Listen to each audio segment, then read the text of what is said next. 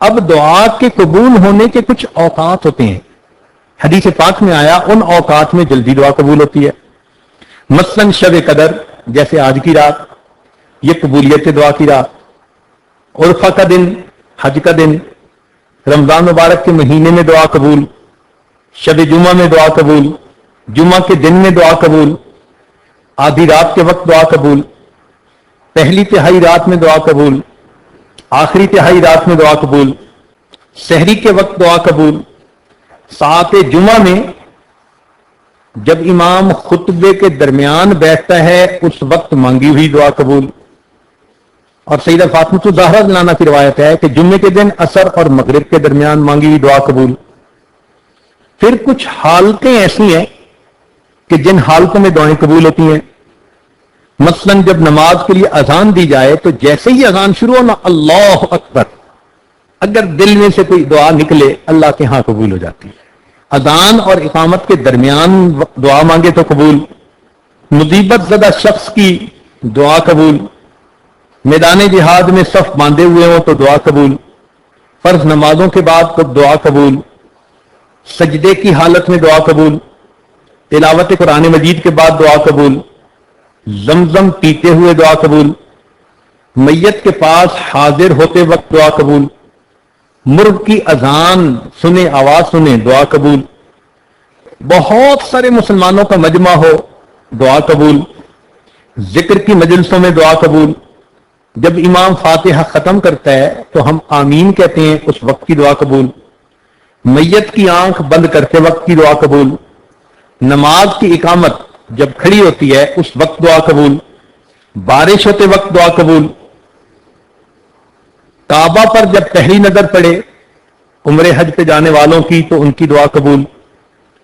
قرآن مجید میں سورہ انعام کے اندر 2 مرتبہ اللہ اللہ کا لفظ آیا قریب، رسول اللہ اللہ ہے، تو اس کے درمیان میں مانگی ہوئی دعا قبول. کچھ مقامات ایسے ہیں جن مقامات کی دعا قبول.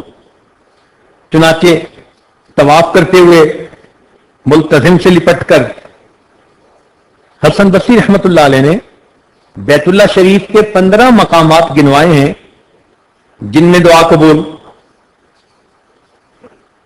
کچھ اللہ کے بندے ایسے ہوتے ہیں کہ جن کی موجودگی میں دعا قبول. چنانچہ دکھی دل والا بندہ جہاں کہیں ہوگا اس کی موجودگی میں دعا قبول. مظلوم کی دعا قبول، اگرچہ مظلوم کافر ہی کیوں نہ ہو. والد کی دعا اولاد کے حق میں قبول. امام عادل کی دعا قبول. نیک بندے کی دعا قبول. جو اپنے والدین کے ساتھ حسن سلوک کرنے والا ہو اس کی دعا قبول. مسافر کی دعا قبول. اب مسافر تو یہاں بہت سارے ہیں. روزہ دار جس وقت افطار کرے اس وقت کی دعا قبول. مسلمان کی دعا اپنے مسلمان بھائی کے لیے اس کے پیٹھ پیچھے قبول. ختم قرآن جب ہوتا ہے تو اس وقت حافظ جو دعا مانگے یا مجلس میں جو دعا مانگی جائے اس وقت کی دعا قبول. مریض کی دعا قبول، مجاہد کی دعا قبول. تو یہ وہ لوگ ہیں کہ جن کی دعائیں اللہ رب العزت قبول فرماتے ہیں. اب نیکوں کی فہرست میں تو ہم نہیں شامل ہو سکتے جو اللہ کے ہاں نیک ہوتے ہیں، البتہ مسافروں کی فہرست میں تو ہم شامل ہیں، اس لیے کہ گھر چھوڑا، بیوی بچوں کو چھوڑا، اپنے گھر سے دور آ کر ایک جگہ موجود. شرعی حکم بھی لاگو مسافر کا، لوگ بھی مسافر سمجھتے ہیں. تو معلوم ہوا کہ یہ ایک ایسی نسبت ہے، اللہ اگر اس کو قبول کر لے تو یقیناً دعا قبول ہوگی. اب ذرا چند باتیں دل کے کانوں سے اور سن لیجئے. کئی مرتبہ بندہ دل میں یہ سوچتا ہے جی میں تو بڑا گنہگار ہوں، بڑا خطا کار ہوں، اور جی میری دعا کہاں قبول ہوگی. سفیان بن عیینہ فرماتے ہیں لا یمنعن احدا الدعاء ما یعلم فی نفسہ، تم میں سے کوئی بندہ دعا کرنے سے رکے نہیں جو کچھ وہ اپنے اندر کے بارے میں جانتا ہے. یعنی اندر تو جانتا ہے نا حال کیا ہے. یعنی من التقصیر فإن اللہ قد اجاب دعاء الشر خلقہ وهو ابلیس حین قال रब्बि अंज़िरनी इला यौमि युबअसून।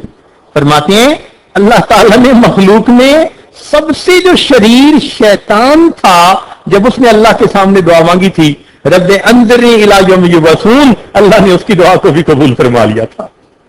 इसका मतलब है कि कोई कितना खताकार क्यों ना हो, कितना गुनाहगार क्यों ना हो, वो भी अगर अल्लाह से इखलास से दिल के साथ दुआ मांगेगा, अल्लाह यकीनन उसकी दुआ को कबूल फरमाएगा।